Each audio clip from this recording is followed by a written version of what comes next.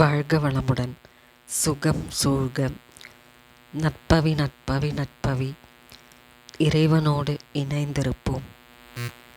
லக்ஷ்மி கடாட்சத்தை அருளும் ஸ்ரீ சொர்ண ஆகர்ஷண பைரவர்.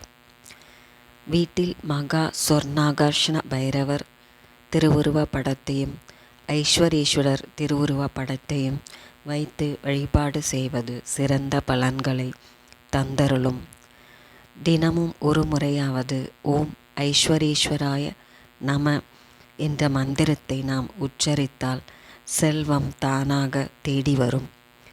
ராகு காலத்தில் ஸ்ரீ சொர்ண ஆகர்ஷண பைரவர் திருக்கோயிலில் வழிபாடு செய்வது சிறப்பானது. அஷ்டலக்ஷ்மிகளும் நமக்கு செல்வத்தை வாரி வழங்கி கொண்டே இருப்பதால் அவர்களின் சக்தி குறைவதாக கூறப்படுகிறது. இந்த சக்தி குறைபாட்டை சரி செய்ய அஷ்டலக்ஷ்மிகளும் ஒவ்வொரு தேய்பிறை அஷ்டமியன்றும் வரக்கூடிய ராகு காலத்தில் ஸ்ரீ சொர்ண ஆகர்ஷண பைரவர் திருக்கோயிலில் சென்று வழிபாடு செய்து அவர்களின் சக்தியை திரும்ப பெறுவதாக கூறப்படுகின்றது. நாமும் ஒவ்வொரு தேய்பிறை அஷ்டமி நாளில் வரக்கூடிய ராகு காலத்தில் ஸ்ரீ சொர்ண ஆகர்ஷண பைரவர் திருக்கோவிலுக்கு சென்று ஸ்ரீ சொர்ண ஆகர்ஷண பைரவருக்குரிய மந்திரங்களை ஜெபித்து வழிபாடு செய்வதால் நமக்கு தேவையான அனைத்து நன்மைகளும் கிடைக்கும்.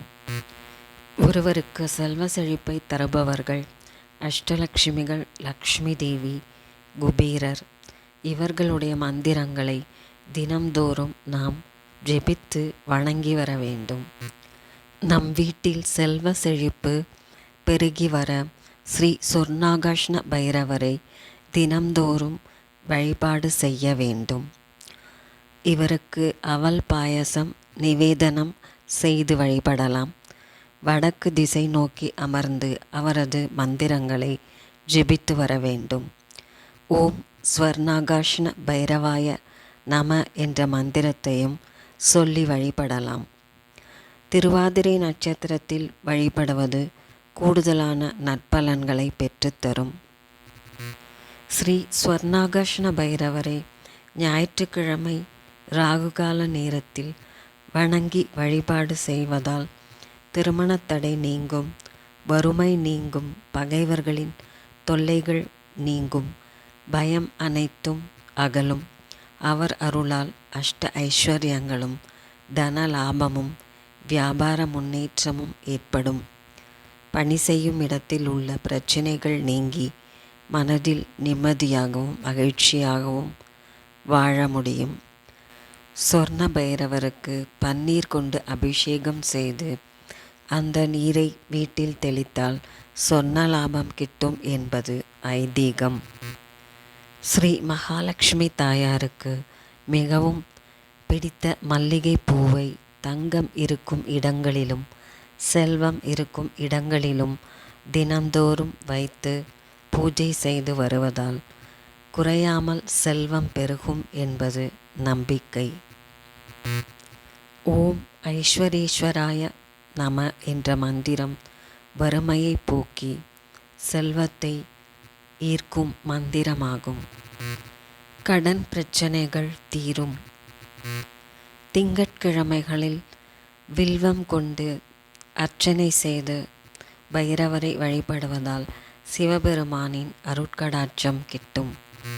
செவ்வாய்க்கிழமை அவருடைய மந்திரங்களை ஜெபித்து வழிபட்டு வருவதால் இழந்த பொருள் திரும்ப கிடைக்கும். புதன்கிழமைகளில் நெய் தீபம் ஏற்றி ஸ்ரீ பைரவரை வணங்கி வருவதால் வீடு, மனை, பூமி லாபம் கிட்டும். வெள்ளிக்கிழமை மாலை நேரத்தில் ஸ்ரீ பைரவருக்கு வில்வ அர்ச்சனை செய்து வழிபட்டு வந்தால் அனைத்து செல்வங்களும் கிடைக்கும். சனிக்கிழமை வழிபாடு செய்வது சனி பகவானால் ஏற்படக்கூடிய பிரச்சனைகளை நீக்கும், பாதிப்பை குறைக்கும். சனி பகவானின் குரு பைரவர்.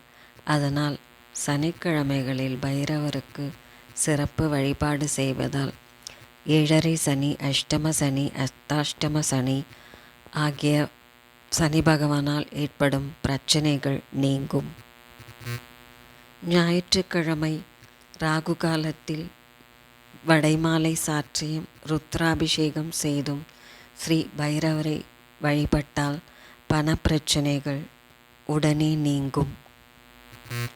ஸ்ரீ லக்ஷ்மி கடாட்சத்தை அருளும் ஸ்ரீ சொர்ணாகாஷ்ண பைரவ மந்திரம். ஓம் பைரவாய வித்மஹே ஹரிஹர பிரஹ்மாத்மகாய தீமஹி தன்னோ ஸ்வர்ணாகாஷ்ண பைரவ பிரஜோதயாத். தேய்பிறை அஷ்டமியில் ஸ்ரீ பைரவரை வணங்கி சொல்ல வேண்டிய அவருடைய திருநாமங்கள்: ஓம் சண்ட பைரவனை போற்றி, ஓம் சம்ஹார பைரவனை போற்றி, ஓம் சங்கடம் தீர்ப்பவனை போற்றி, ஓம் சிவத்தோன்றலை போற்றி, ஓம் சிவாலயத்து இருப்போனை போற்றி, ஓம் சுடர் சடையனை போற்றி, ஓம் சிவ அம்சனை போற்றி, ஓம் சூலதாரியை போற்றி, ஓம் சூழ்வினை அறுப்பவனை போற்றி, ஓம் க்ஷேத்திரபாலனை போற்றி, ஓம் தீது அழிப்பவனை போற்றி, ஓம் நரசிம்ம சாந்தனை போற்றி, ஓம் நாடி அருள்வோனை போற்றி, ஓம் பகை அழிப்பவனை போற்றி, ஓம் பாபம் தீர்ப்பவனை போற்றி, ஓம் மகாபைரவனை போற்றி போற்றி.